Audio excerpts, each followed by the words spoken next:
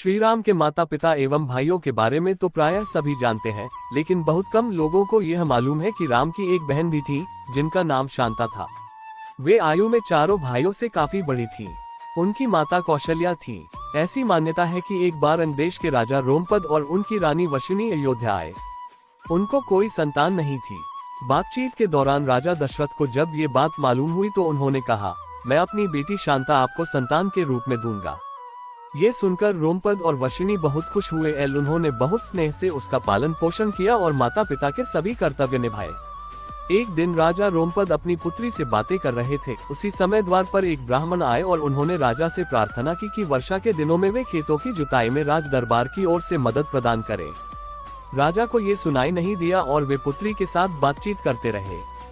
द्वार पर आए नागरिक की याचना न सुनने से ब्राह्मण को दुख हुआ और वे राजा रोमपद का राज्य छोड़कर चले गए।